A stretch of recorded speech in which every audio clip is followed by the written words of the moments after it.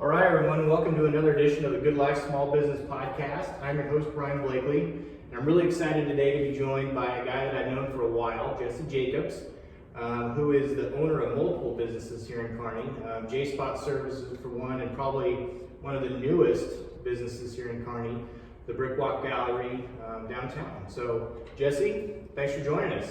Thank you. So let's get to know you a little bit more.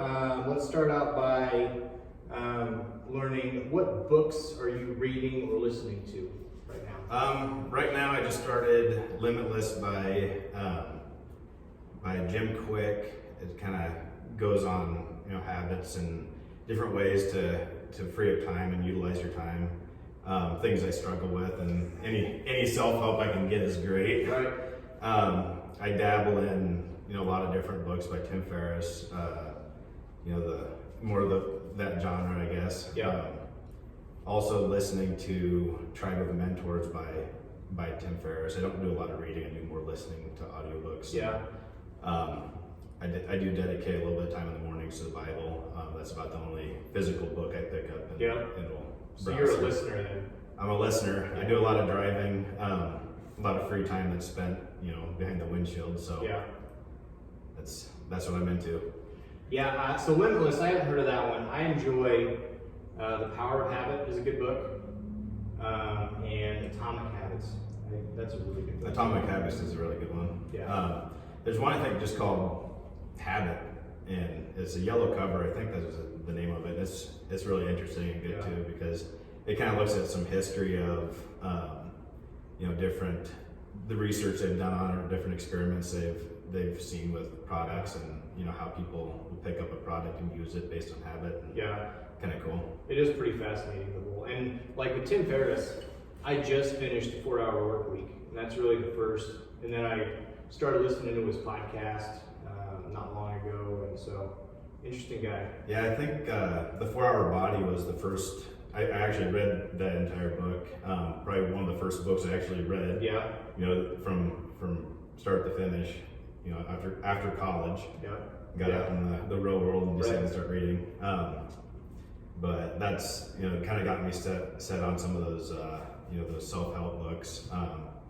Just the interest in what you can do with the knowledge other people have is awesome. Yeah, it is, absolutely. So how about podcasts? Are you a big podcast listener? A little bit. I like to, when I put my daughter to bed at night, I usually I lay there with her until she falls asleep, and that's my time to listen to a good podcast. Yeah. In light of all the politics here lately, I do enjoy my good right-wing conspiracies. So it's usually the X-22 report and Red Pill 78. Okay. I figure if I send their web links via Messenger and it gets blocked, that's a simple web address is getting blocked. That means there's probably some truth to it. Yeah. But so you give it a try. Yeah. Very cool. Yeah. Very cool. All right. Well, like I said before, you own multiple businesses, but just kind of tell us your story. Being a small business owner, take us as far back as you want. Just kind of go through your journey. Well, I guess I got my first taste of being a small business owner right out of college. I actually formed my LLC for Impulse Pottery back when I was still going to school. Okay. Put together an art show for my senior exhibit. Sold about every piece I had in there. I said, wow, maybe I can do this. Yeah. And so I took that to Omaha and went downtown, or the old market area, studio artist down there, and really got that feel for what it meant to be a small business owner. But I was also young and, had the options to go do other things and enjoy life sometimes, to the extent where I shouldn't have. Yep. But, looking back on it, they're all lessons learned, and they're important to get me to the point I am today. Yep. So I did it for a year, and I learned a lot about, financial obligations and, how you utilize your time. Sure. But I decided to join the workforce, after a year of doing, weekend shows and getting into galleries and, just living the life of a studio artist, basically. And I decided I wanted to get back to it eventually. that was the one thing I took probably the most out of it was, I love this lifestyle, I want to do it, I want to be my own boss, but how am I going to do it and do it in a way that can support my family? Sure. At the time my son was, he was tiny and, 1, 2, and then when he turned 3, I was like, I need to get back to Kearney, get closer to him, and I took what I learned down in Omaha in the workforce. I was selling trucks, buses, truck parts, things like that. Yeah. How I got my start in the workforce, and looking at those life lessons, I learned a lot about sales and marketing and customer service, which was great for where I'm at now. Moved back here in 2011, and started drilling wells, working in the well drilling industry out of Lexington, and loved it. Loved the hard work. Loved seeing things come together, projects start to finish. Okay. I grew up with around construction as well, and was kind of looking at what you just created or what you just put in the ground or whatnot, and saying, hey, I did that. That sense of accomplishment was, that's great. But I worked in the well drilling industry for a couple of years and learned a lot about hard work, physical, mental toughness, and we're putting in average.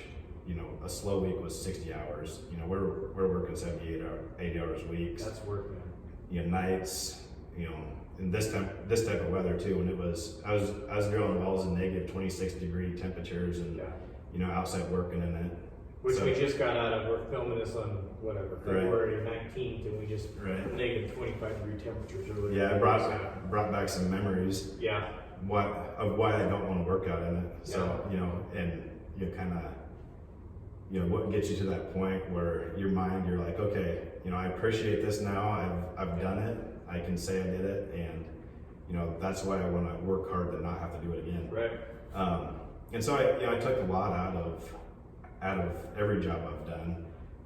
From there, after learning that, I also learned a lot about when you're putting an 80-hour work week, you learn about time, and you don't understand it until you don't have any to give back to yourself or your family. Sure. And so when that sets in, and it's time to move on and open up that next chapter of life, I guess. And with me, it was coming back to Kearney. I got a job at John Deere working parts counter, and really, that opened up a lot of time for me, a lot of free time, because now I was working a 50-hour work week instead of a 80-hour work week. Sure. And it's amazing what you can, all the things you can accomplish in an extra 30 hours. Sure. And just, the quality of life. But the kind of the crazy thing, looking back on it, it broke me of a fear I had of picking up the phone and calling people. Mm-hmm. I always hated doing that. And I still don't love it, but, being forced into it behind the parts counter at John Deere, when you have to call customers, have to ask them to pay their invoices, or do things like that. It's not always fun. It's not always fun, but it helped me get to where I'm at, and now I would never have been able to start my company that's initiated everything if I wasn't willing to pick up a phone and make things happen. So it's the lessons you learn through each step of the process. To come full circle back to where you want to be, and looking back on it's kind of it's enjoyable to see what you as an artist and a business owner. I think the creating of things is that self gratification. Sure. And to see what you created and look at the steps along the way is it's kind of cool. Yeah. So talk about Jspot Services a little bit. That's kind of a unique or kind of a niche business in this area, right? Right. So we're probably one of the leading companies for underground utility protection in the Midwest, and we're growing, and so it's basically focused on we go out and locate underground utility lines and keep contractors from hitting them. It protects the utility company's assets as well as the contractors. It keeps them safe if don't want to get in the power lines or gas lines.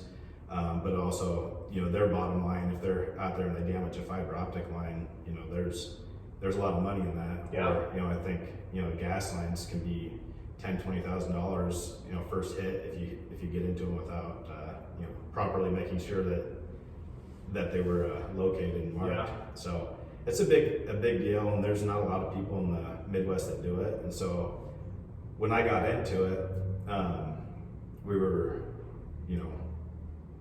were emerging as a company. Now finally Nebraska has a company that's willing to come out and do it. Yep. And at the time it was just myself, and I was moonlighting at John Deere. So I would, I'd be fielding phone calls in the back every now and then. There'd be people calling, "Hey, gotta run back here, guys," and they were cool with it. I'd give them like 4 months notice that I was going to be leaving, and Yep. and my manager was like, "Yeah, make sure you're doing your job." I'm like, "I will," and make sure everything's getting taken care of. But every now and then I might have a phone call to take, Right. and so I'd field phone calls in the back, and then after hours I would I'd drive. One time I drove. Boy, it was it was probably about a 2.5 hour drive after work, so I could go locate a line for a farmer. Wow. And got home like at midnight, but it was great because I was finally getting some traction and doing it. And It's kind of a different drive when you're doing something that like you created, Right. And it's your business. It's right, You're not, if you were driving 2.5 hours to go get a part for John Deere, it would have been different. right. Yeah. Yep. When you do things on your own terms, that's what that's really what it's about. Right. And I don't have time now. And if you're doing things right, you never will have time. But it's Right. being able to use time how you want to, Yeah. and not instead of how other people are making you do it. Right. Yeah, absolutely. So that's what's cool about it. But the whole Jspot thing, it goes back to when I was probably, I'd say first grade. My dad would put me out on the locator, and you locate that line, and working for the phone company Oh, okay. is basically how is kind of family history. My grandpa helped start the phone company out in the Sandhills. Okay. And my dad, he's worked there his entire life. I started out there, well, like I said, first grade. Dad's like, "Go locate that line, I'll meet you at the other end of the field." And so I had an understanding of underground construction. Yeah. Went through high school and managed construction crews, and really was on the front end of it all, and knew the big picture. Sure. Well, I also recognized there was a high demand for keeping those utilities safe. Yeah. And some of the technology there with the hydro excavating, it uses water to dig, so you can't damage the lines. And not a lot of people do, or were doing that when I started out Jspot, and we offer that service. The locating portion of it, it's really skyrocketed. But I'm finding every construction company now is buying hydro excavators, and so it's limiting to an extent, with what we're doing with our equipment. Yeah. But it's, we still have a demand for it. We're still making money at it, so it's good. Sure. You being able to offer that service it's important. But that's when I was drilling wells. Looking back on it, and that's when I said I'm going to start an underground, utility protection company, because we're out there installing water lines, and I saw a need for it and a demand for it then. Yep. And so probably 2012 is when I decided I'm going to start a utility protection company. Yeah. And I was still drilling wells, but how am I going to do it? Well, I'm going to need time to do it. Yeah. I need a different job, but I have some time. Yep. Went to John Deere, had some time, and then I started putting things into place. Started working on some of the back end things, the paperwork, the website, the marketing. Yep. Had everything kind of laid out and ready to go. And then I quit my job there on December 31st of 2014, went full time on January 1st of 2015. Nice. And it was a little hairy, but Yeah. it was fun, and you get out there and, after 6 months, and you say, I just made, obviously I was making payments and stuff, but I just made more money than I did the entire last year, Right. at my other job. Yeah. But obviously that was all, back into the company and Sure. Paying for equipment and stuff. But Yep. it's when you start seeing it come together, that's it's pretty It's enjoyable, pretty cool. right? Yeah. So, Jspot Services, you've got a couple other businesses. You can talk about those if you want. And now we're sitting in the Brickwalk Gallery, like down here. So it's kind of come full circle for you where, and I don't know, you can kind of talk about how long have you been thinking about this, what you wanted to do here, and is that something that you've been thinking about for a while and the opportunity just came around? Yeah. So, go back to 2007, 2008 when I was doing the full-time studio thing. I knew I wanted that career in art one way or the other. I grew up with a passion for being an artist in the arts and just enjoying it. And so you can kind of go all the way back then and say, I wanted to do it, make it happen, figure it out, and just wait for that right opportunity, that right time. In my head, I'm like, I'm gonna be 60 years old and I'm gonna finally have an art studio. Right. And so COVID hit. Yeah. And it accelerated some things with my wife's business. She was wanting to expand. She owns Holistic Healing down the street. Well, at the time, she was kind of in limbo with, getting the loan to, business. She had her business plan all wrote up and everything. Sure. And, COVID hit and things got sketchy. Well, some, opportunities actually came out of it because now they're trying to push things through and make things happen for people. Yep. And, she was fortunate enough that was, top of the list. Let's make it happen. So the bank, really helped out there. Kind of accelerated her plan of getting into a space downtown. Yep. And which we were looking at that space a year before she actually moved in there. Okay. And God willing, nobody ever got it. We went in there a year later. We saw the tape out on the floor where we marked out where our vision. Yep. Nice. And if you go in there now, the walls that are in there, that was a tape on the floor at the time from a year before we even really got the place. So very cool. But it drove her out of her old business. Well, my office was based in the basement and my studio was in the basement. Okay. Now what am I going to do with all my stuff? Right. And so we were driving by out here, and we drove by, and I've always loved this building, and go back to college. I was like, hopefully somebody does something with that building. Yeah. And I'd love to be in there, but obviously it's not in my stars. Sure. Well, this summer, in June, we rolled by here, and lights are off, Elevate was gone, or the business that was here prior to was vacant. And so I actually had on my messenger, I had the owner's phone number because I had inquired about it before, just to see what they were doing with it, and because it always interested me. Well, I picked up the phone, I called him, which I never called him before. I just had his number in there. Another friend gave it to me. Within a half hour, I was down here looking at the space, and I go, I'm going to make an art gallery out of this, and things are starting to come in, falling into place, and this will be my office for Jspot and my other ventures. And so in June we took over the space, and I was like, I'll start working on it, working on the gallery stuff this fall. And that's when I announced that we're going to do the gallery. I think it was in October. I put it out there and started, doing a call for artists just to see who is interested. Sure. Still very busy with my other jobs and projects and things, so just wanted to happen organically.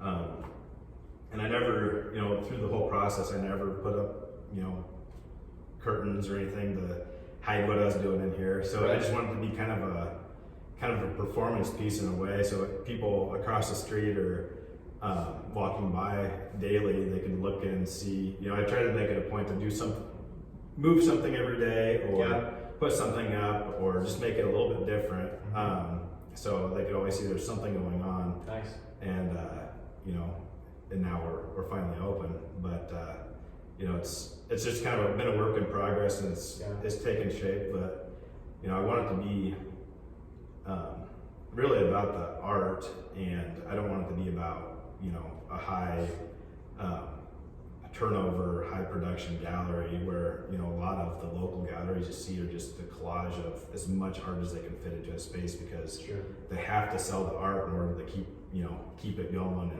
And I want it to be a place for the art. Fortunate for me, I need a place for my office too. Sure. And that's what's great about it, is I can kind of put my vision in here, the way I think a gallery should look, and I can do it on my terms, and I don't have to. Again, it's kind of like the time factor. I can do it on my terms and how I want to do it. Yeah. And people can enjoy it. It's very cool. Very cool. So, I guess you can talk about what's your favorite part about being a small business owner. You can talk about whatever business that you got that you want to talk about, but what's your favorite part of this whole deal? Is it the time? I think the time, but the self gratification of seeing the creativity. Again, I grew up just being a creator, and recognizing now that this is all my things I've created, the businesses I've built. Just seeing is just gratifying, knowing that I'm putting, I put this together now. It's supporting all these other families too. Sure. I've got I think 8 or 9 employees. We're hiring like 4 more this year. That's a lot of food we're putting on the table. Yeah. So it's pretty cool to look back and say what I did is helping that many people. Yeah. And and then it just dominoes from there. The customers. How many people have we saved? How much money we saved people? How many injuries have we saved? Yeah. It's pretty cool when you look at it like that. Absolutely. What you're actually doing.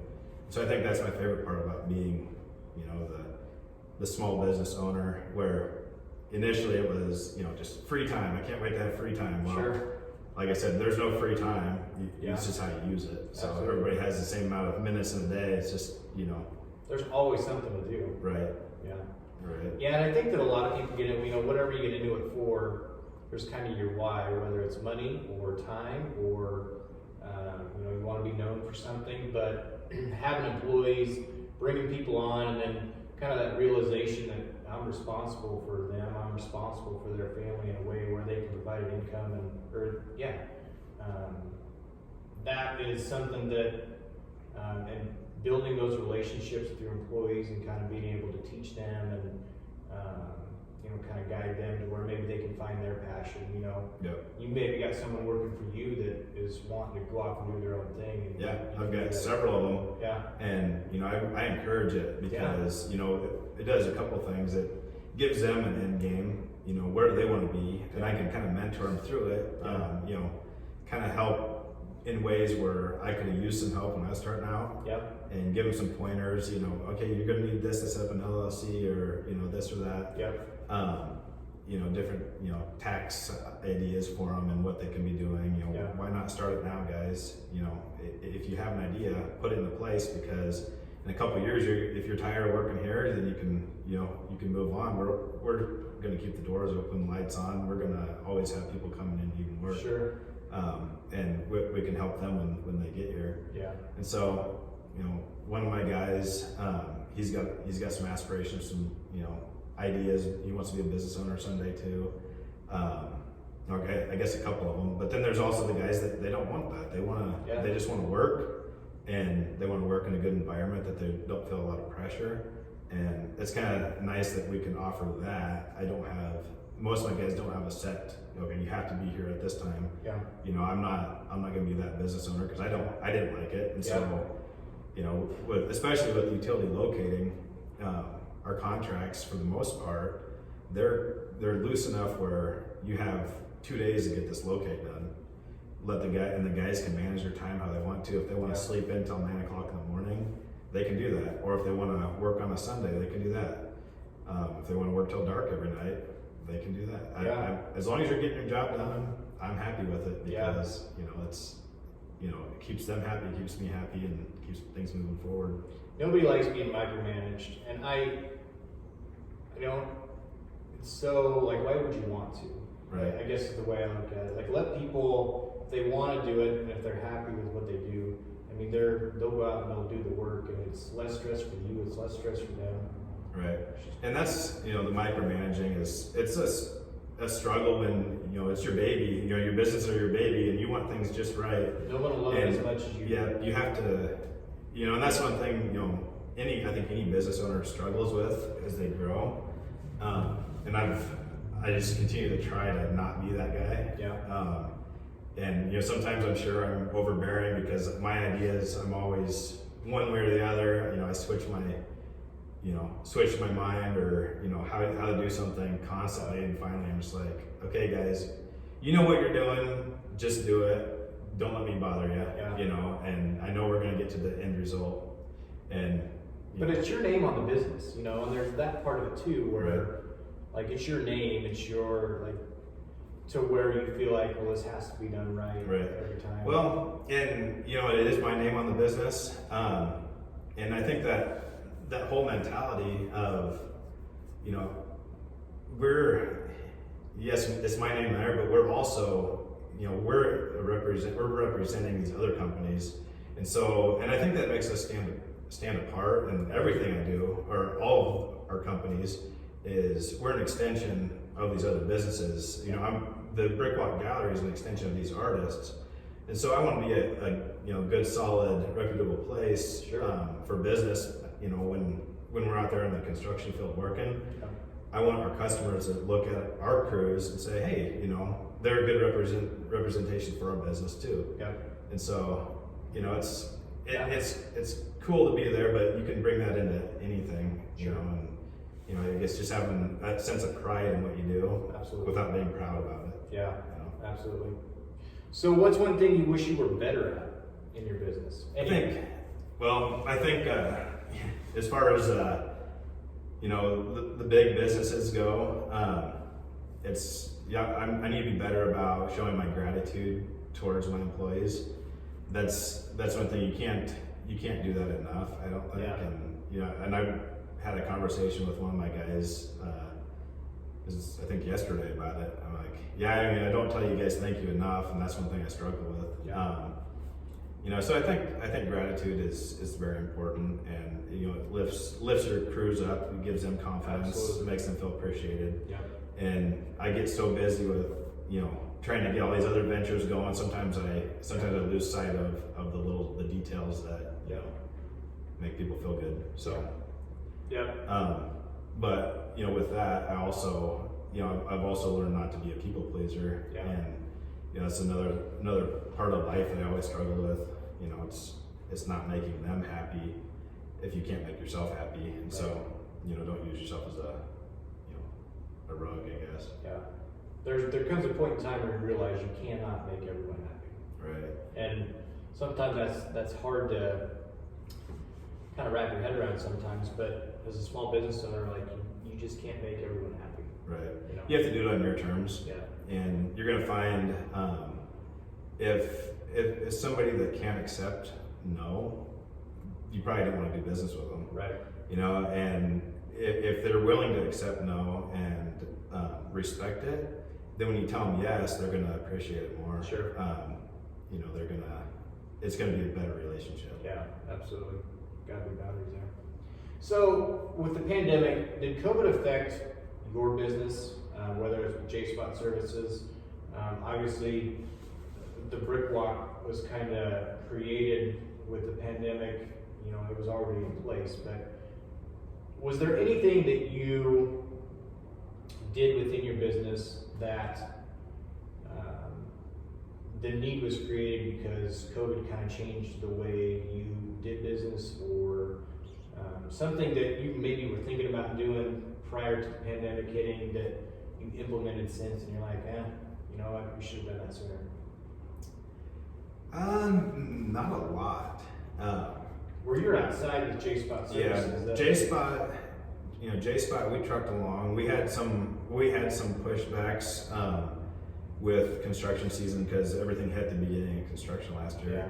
And so we saw more on, you know, the shipping side where our customers weren't getting their product in, or their cable or conduit to put in the ground. Yeah. And so it pushed their construction times back, which our income got pushed back on the year. Yeah. And so that kind of hurt.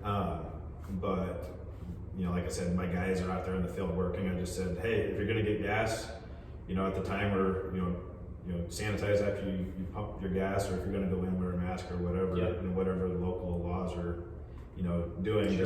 Just make sure you're following them. Yep. So we don't you know, get blemishes on that. Yeah. But and keeping the guys safe, obviously. One of my guys at the time, his wife worked in a pharmacy in Lincoln, so he was like terrified, and I'm like, well, at least you're not working around other people, you know, all the time. And so that was nice. Just, everybody's pretty remote and mobile, and so they're not working, face to face with people constantly. Yeah. But another one of my companies, Ellis Wheeler, it does product sales, and we're trying to be a supplier for these underground utility protection products. Okay. And PPE and a lot of different stuff on that realm. And so that it was affected because now we couldn't go into these businesses and make those calls. And Sure. As a growing company, you're trying to get your name out there, you're trying to acquire new customers and build those relationships. It just wasn't happening. So I'd say there was quite a bit of setback, and we're still seeing, on that side, it's still somewhat slow as we try to grow a retail business with outside sales. You have to gain momentum again. Right. And you can only do so many phone calls before you're like, yeah. And so that's kind of what I think my guys are like the sales side of it. The staff just kind of gets burnt out on making phone calls or sending emails, and I don't want them getting discouraged, but we just have to set goals, try to reach them, and find different ways to make it happen, make it work. So well, in that industry, it's probably, who knows what this next year is going to be like. I mean, I'm sure there's kind of a little bit of wait and see as far as what spring and summer is going to bring. Right. So, yeah, and we're kind of exploring some different avenues, basically to expand our product lines so we can cater to more markets to make up for some of those more niche markets that we're trying to focus on before. Yeah.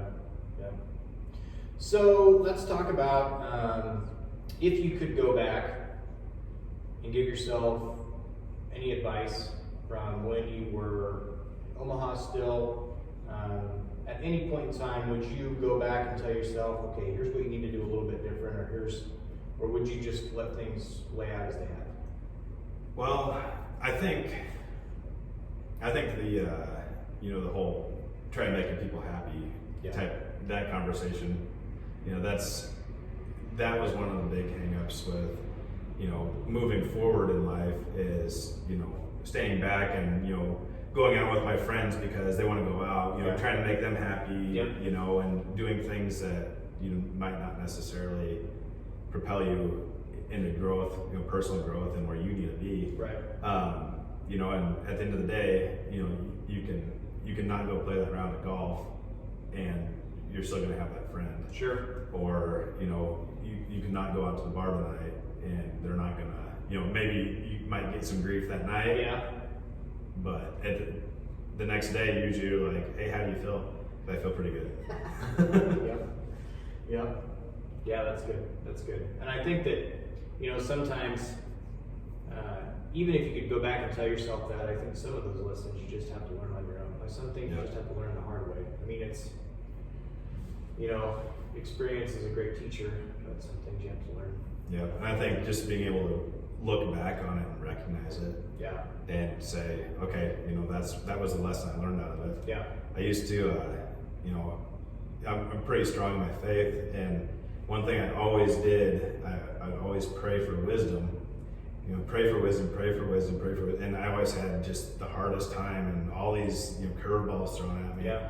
And and then I got back and I looked at it and I said, oh, God's given me wisdom because He's teaching me all these things not to do. Yeah. So as soon as I started praying to help me use the wisdom I have, then things started turning around. Yeah. And it was amazing, just that mental switch. Okay, help me use the wisdom, the knowledge I have. Yeah. And then things open up for you. Yeah. And so it's like, it's kind of crazy. Yeah. So with the guys that you work with now, maybe your son comes to you and says, hey, I'm going to start a small business. What advice would you have for someone that comes to you and says that they're thinking about starting a small business, whatever it may be? Well, for one, my son made it very clear to me last year that he was not going to be a small business owner. He goes, you mom, you guys never stop working. I'm like, someday we will. Yeah. And we'll be able to look back at it and be good. But for now, he's just like, I don't want to do that. I want to go just work for somebody. So it's funny. But if He'll somebody, probably be a small business owner. Yeah, So, he just he doesn't realize probably it. will be, but he's funny. But yeah, the thing, if somebody did want to be a small business owner, I'd say, what are you waiting for? Start now. There's hundreds of hours of things you could be doing right now before you ever open your doors. It's put things into motion now, and then it'll just fall into place. The opportunity will rise, and you'll be ready for it.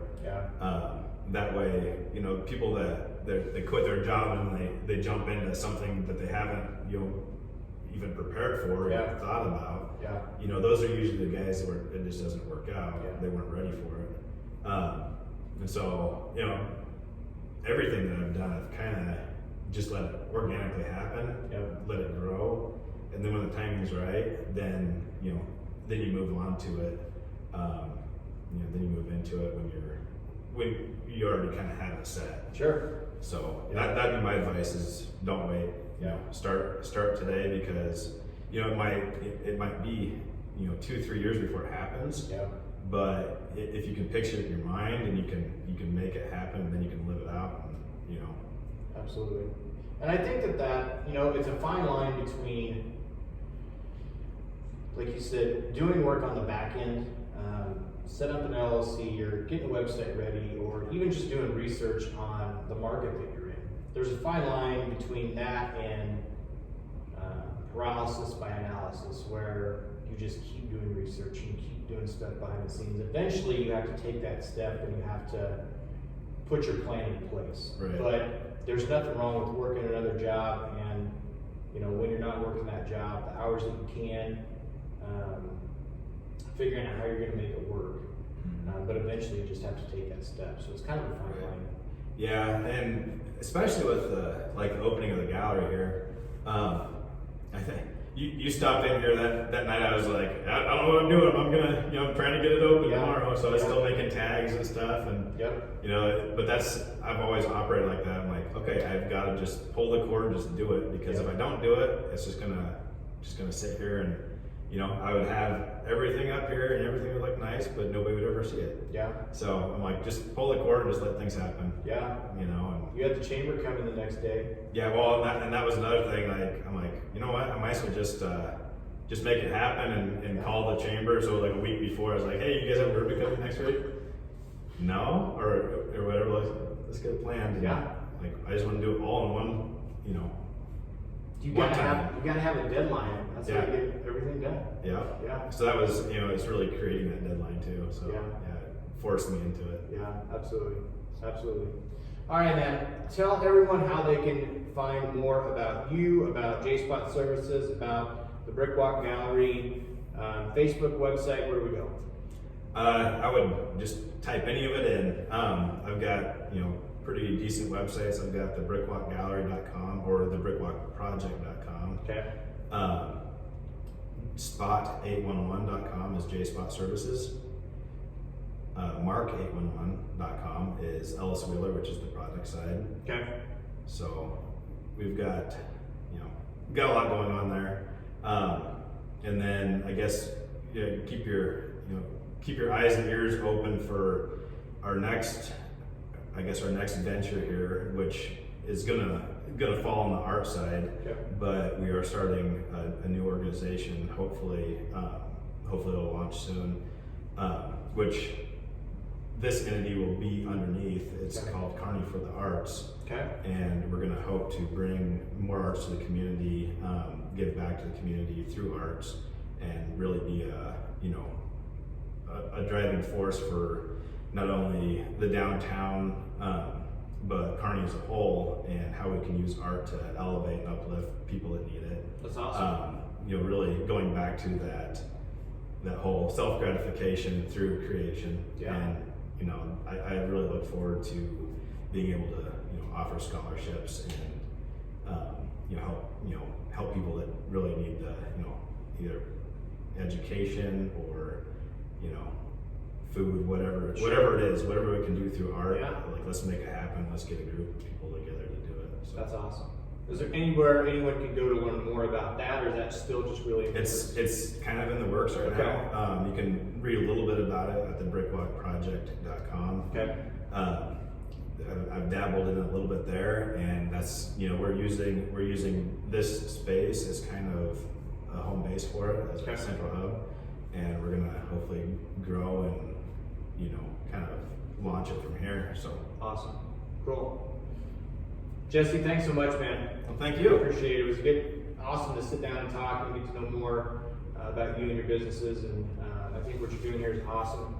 If you haven't come in to take a look at this, you're here in Kearney, please do. Downtown, what's the address? It's 2008 Avenue A. Okay. In Suite C, McHugh's building. Yep, McHugh's building. So come on in and check it out. Thanks again, appreciate it. Yeah, thank you.